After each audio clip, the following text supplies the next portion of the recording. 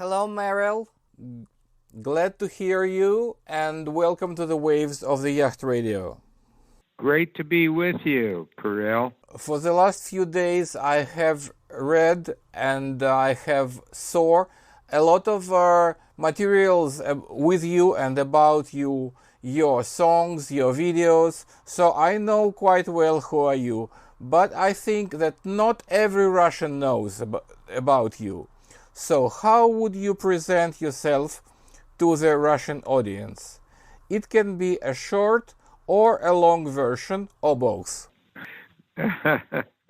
Well, there's a lot to talk about, and I'm on a CD, a Russian space rock CD that is done quite well, and I have a song on that called Messages from the Dome, and it's all kind of space related. There's even a group doing a song with a tribute to Yuri Gagarin on it, and that's been out for a year and a half now, and I've had other things on Russian radio, and I promoted that release that they did. It's First in Space is what they called it. It was a tribute to Russian space exploration. So I don't know if you know about that. Yes, I know about it because I saw one of your Tiki Lounge videos on the YouTube when you were mentioning the Russian group playing space rock. Oh, okay. You saw it on my TV show Tiki Lounge. Yeah, well, it got quite a bit of radio play in Russia, and you saw the video of me doing the song. But without connection to the Russian music, will it be true if I would call you one of the founders of the surf rock in the United States or in the world? That is very true. I would say it's probably in the world because I started out as a teenager and a surfer here in Pismo Beach on the central coast of California, and I had a band, and they were all fellow high school students, and we called ourselves the Impacts, and we started playing up and down the California coast, and we landed the job as the house band every weekend in Pismo Beach at the Rose Garden Ballroom, and it was the largest auditorium between Los Angeles and San Francisco at the time in 1962, and we were discovered there. And because I was a surfer, I put surf titles to all of the instrumentals I was writing, and Delphi Records, an important label from Los Angeles, discovered us there and put out our Wipeout album by the Impacts, and it came out in November of 1962, and we were one of the first bands that did this kind of instrumental music, and the term surf rock or instrumental surf music wasn't even coined yet, Krill. They hadn't invented that, but later on, that's what they started calling it. And yes, we were one of the very first bands to do this. And then bands sprang up all over the world, in Europe and all over the United States. It was really an amazing time. What was the golden time period for the surf rock? Well, I would say, we started doing it around 1961, and then it started really catching on in end of 62 and 1963. It became very big, and that's when it kept going. And then, of course, the Beatles came along in the end of '64, and that kind of overshadowed surf music. But surf music was the biggest thing till the Beatles came along. But it's had many resurgences over the years in the late '60s, '70s, came back really big in the '80s, and then in the '90s, and all of the music was used in the movie Pulp Fiction, which brought it back again. And I get letters from bands in everywhere: Sweden, Switzerland, England, Germany, Poland, Russia, about young instrumental bands still today. Well, actually, that was my question about the Pulp Fiction. Did this movie play a big role in making surf rock popular again? Yes, they did. They brought it back. When that movie came out in 1994, Delphi Records in Los Angeles reissued the Impacts' Wipeout album, this time on CD.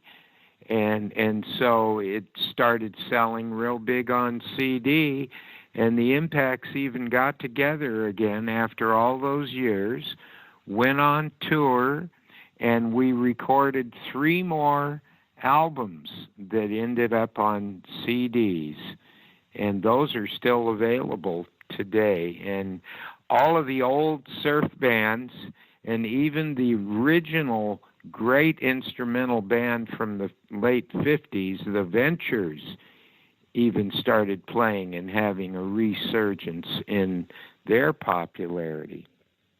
You have mentioned Beatles, so is it true that British invasion killed surf rock? Yeah, and exactly the way you just said it there is what happened here. Disc jockeys that loved instrumental surf music, and they said, "Oh, now these lads from UK have come over here and killed surf music." Oh, I did want to say though, Kirill, there's still many dedicated disc jockeys, both in Europe and here in the United States, that play instrumental surf music. And around 2004, I kept getting letters from them going, "Merrell, you've got to do more instrumental surf music." So from 2004 to 2010, I did 4 new surf albums on CD with my band, and we called it Merrell Fankhauser Rockin' and Surfin'. And those are out there and still available, even on a Japan label.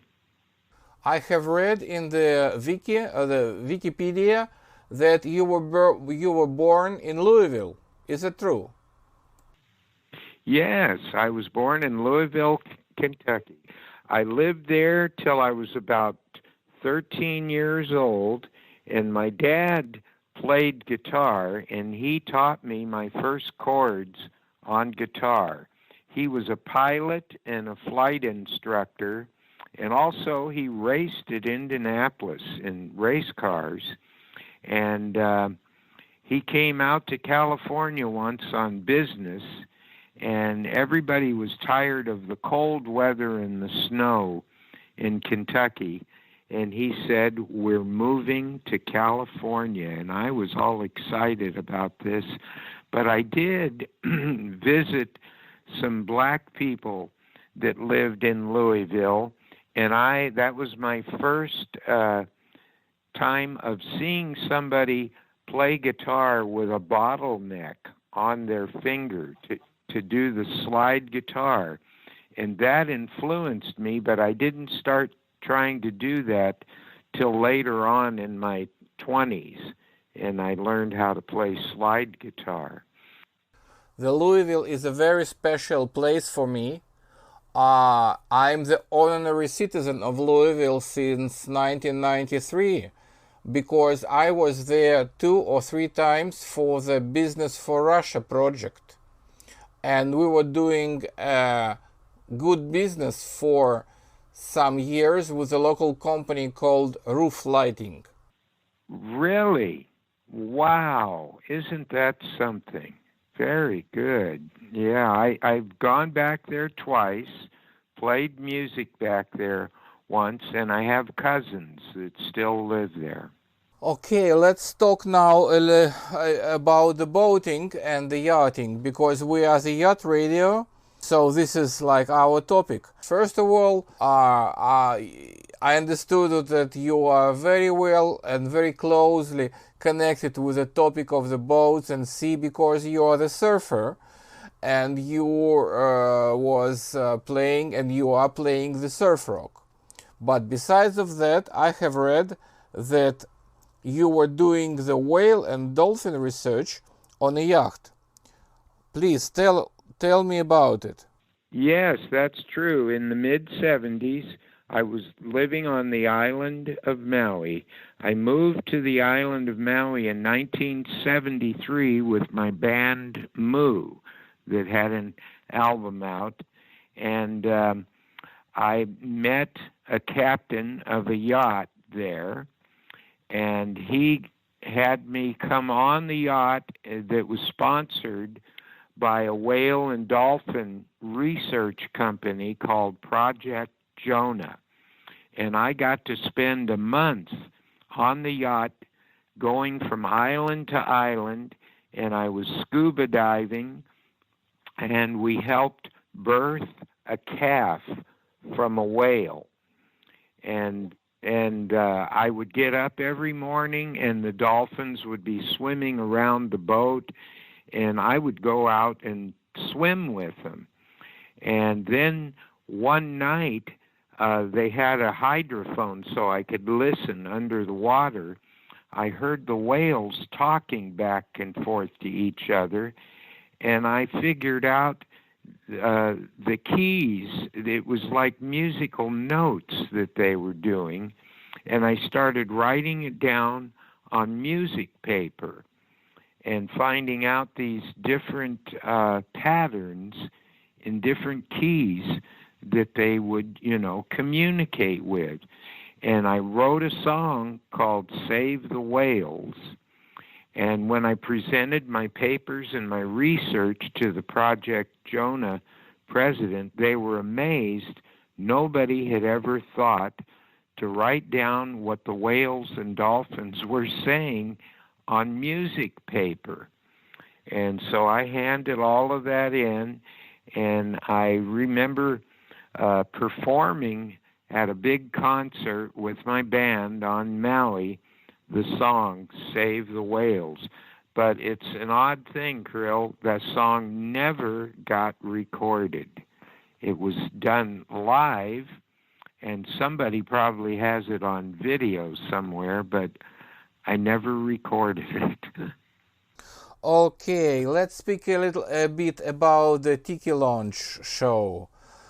I saw a few issues of it on the YouTube, and I was excited about the way you hosted, about the atmosphere, about the people whom you invite. And few days ago, on the Saturday night, I was watching it with my friends, and they also said that this is a great show and you are the great person. So please tell me, when did you start and how did it happen? That is great. I'm so happy to hear that, Krill. Well, I moved back from Maui in 1987, and then I started playing in California in different parts of the United States. And the TV station saw me playing, and they came out and filmed some of the concerts I was doing. And then in 1991, they offered me a TV show, and we called it California Music. So I did that California Music show for about 5 years, and it was just shown right here in California. And then it got on national TV, and it was on 150 stations across the United States. and in places in South America. So I stopped doing that show, and I went on tour because I just didn't have enough time to do both. And I was playing in Hawaii. I played in Hawaii with the country legend Willie Nelson. And there's even a version of he and I doing Wipeout together with the band on Maui. If you type in at YouTube, Merrell Fankhauser, Willie Nelson Wipeout, you'll see Willie Nelson playing an electric guitar with me and playing Wipeout, which was really extraordinary. And so then another station in San Luis Obispo offered me to do another TV show, and because I had been in Hawaii and I brought a tiki back, I was looking at the tiki, and I have a set in my backyard now where we've been filming, and I saw the tiki and I said, let's do a TV show called Tiki Lounge. And this was in 2000. And I've had everybody from Willie Nelson, the Beach Boys, Jan and Dean, Canned Heat, just lots of groups that I knew from the 60s on the show. And there's 166 shows we've done now in 20 years, but I think there's only about 12 or so on YouTube, because the TV station doesn't want me to put it on YouTube, right away, because they want to have it on TV first. So I'm still doing the show, but because of the COVID now, we haven't filmed a new show since January because we can't get everybody, in one place together. Hopefully it's not forever. I'm hoping next year we'll be able to start filming new shows, and we'll put new shows on YouTube also. I'm so glad you like the show. There's people in Germany that have bought the DVDs, and the company in England, Gonzo Multimedia, put out 2 box sets with 6 shows on each DVD of Tiki Lounge, and they've been selling that for a few years now. When speaking about the Tiki Lounge, I remembered about Joanna Stingray. Have you ever heard about her? No. She is a lady from California, and she has presented the Soviet underground rock music to the Western world. This happened in the end of 80s. She occasionally was visiting the USSR, and she was in Leningrad, and she somehow met the local rock musicians, and she was amazed with their personalities, with their music. And finally, she has, in some period of time, not immediately, she was returning back from US to USSR, and finally she has smuggled the tapes with songs of 4 rock bands. Really? From USSR, and then she has published them on double LP, which was called Red Wave. And this Red Wave became rather popular and very famous, because this was the first records of the Soviet rock music, actually. And these LP became popular, and she became famous. And she was making a program later on called Red Wave Presents. She was doing interview with many famous musicians from the West, from the United States mainly. I'd never heard of that before. That's totally amazing. And as I said, she is from California. And by the way, where are you now? Yes, I'm on the central coast of California. I'm halfway between Los Angeles and San Francisco in this beautiful area where I lived as a teenager and was discovered here and played here. And then in 1970 or 68, I moved to Los Angeles because I was putting out records there. And then in 1973, I moved with the band MU, to Maui because we heard that Maui was the mountain peak, supposedly, of the lost continent of Mu. And I'm kind of an amateur archaeologist, and I couldn't wait to go there and try to find these ancient ruins that I'd heard were there. And an old Hawaiian liked me, and I had a house in town more in a village, but then I built a cabin on some leased land in the rainforest, and I was searching for these pre-Hawaiian ruins. And an old Hawaiian guy took me to the top of this valley, and he said, "You go down there and you'll see something from Mu." And he said, "I used to play down there as a little kid, but my parents said, don't go down there. It was forbidden." They called it kapu, meaning forbidden in Hawaiian, because the parents said the Mu people will get you and take you away. And he was still afraid to go down there. So I went down these stone-cut steps that looked like something from Incan or Mayan South American ruins. And they looked like they'd been made on a machine.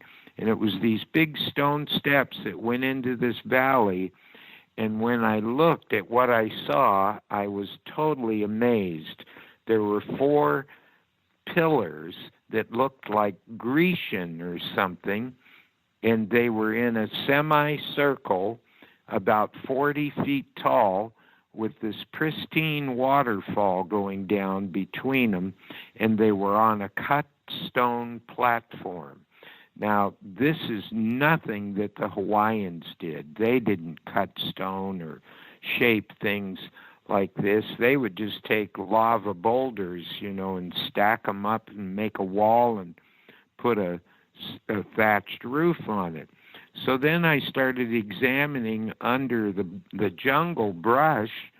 There was a stone sidewalk like this that went down and under the water out into the ocean, and I could see about 75 feet out where the lava flow from the volcano had gone over that stone sidewalk, and that lava flow in that area was over 1,000 years old. So I knew those stone steps were older than the lava flow. And some German archaeologists came down there, took a sample of some of the rock and carbon dated it. They said it was over 10,000 years old. So I explored the whole island looking for things like this. Okay, let's speak about the movies now. So I know that your song Lila is included in the new movie, which is coming on Netflix recently. But is it true that this song, the same song, was some years ago used in another movie? Yes, and this is on the song I wrote, Lila. First came out on an album in 1967, and it was a collection of songs that I recorded in the high desert area of California. We moved there for a while, and I recorded in this studio from 1964 to 67, and the record company gathered all of these songs together and put an album out, and we had changed the name. I was no longer with the Impacts, and I had a band called Merrell and the Exiles for a while. And in 67, the psychedelic craze was coming. So I said, we need a name that sounds more psychedelic. So I came up with this name, Fapardokly, which was actually the first two letters in the last name of each band member. And I put it together, and it came out Fapardokly. So this album, years later, became a very valuable psychedelic collector's item, and a sealed copy still goes for over $1,000 for a copy of the album. Yes, I have one sealed on the wall in my studio, framed. I have one open in a box that I have so I can play, and I have one extra open. And these movie producers, Krill, somehow have been finding these songs on these albums, and one of them was on a Rhino Warner CD compilation that was even nominated for a Grammy. That was Tomorrow's Girl. Well, then a few years ago, a movie company got in touch with me, and they were doing the movie Chappaquiddick about the Senator Ted Kennedy. And they picked Lila to be in that movie that did very well here. So here just recently, I get a call from my Hollywood agent, and they said they want to use your song Lila again in a new movie called The Trial of the Chicago 7. And it's getting a lot of publicity on TV and everywhere right now. And it's about a group of people that went to the 1968 Democratic Convention, and they were protesting the Vietnam War. And so because that was in 68 and this album was out in 1968 and 67, it's timely, to fit in that time area. So I'm very happy about this because it's helping. The album has been reissued on companies all over the world, and it's out on CD now, so it's helping it to sell. And it's just amazing. Several of the other songs have been mentioned in books and, 2 movies. A couple of them were in a TV series called The Truth About the Harry Kubert Affair, and it's just amazing. I never would have thought all these years later this album would become so important, and I've done over 50 albums now with different groups, and this album still just keeps coming back. And so the movie is going to be aired on Netflix, so anybody in the world can see it. It'll be this Friday, the 16th. It's going to be aired, excuse me, and then in select theaters here in the United States. So I've been just doing one interview after another about this all over. Well, this Friday, October 16th, is a really special day for me because I have my birthday on October 15th, the previous day. Oh my gosh! Happy birthday! Well, thank you very much. And actually, I have another related question. I was born in 1964. So, may I ask you, what was this year for you, Was it good? And what was happening during this year in California or in the United States? Oh my gosh! Wow. 1964 was good for me. Also, I had left the Impacts, moved over to the high desert area of California because my dad took over a flying school there, and met some young musicians, and we formed that band, and we started recording for Glen Records, and they put out about 5 singles, the plastic vinyl 45 RPM records. And then much later, they decided to take all the recordings we did and put that album together. And we were playing all over California. We were on television in Los Angeles quite a bit, and playing with very famous groups all the time. So 1964 was a very good year for me. Okay, so we are having our interview for half an hour already, so that's a pretty long interview, so it's time to ask a final question. Well, we have a traditional question. When we interview a person, we ask what kind of music or song does he want to listen after the interview. So, Merrell, what kind of song would you like to listen after the interview? Or it could be your song or any other song. Well, I think it would be good if you used Lila. You can find Lila lots of places on the internet.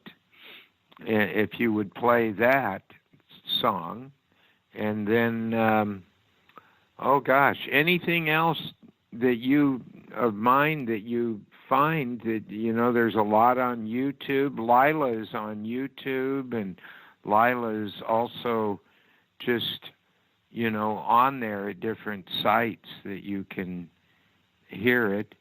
Anything else that you think fits with the interview?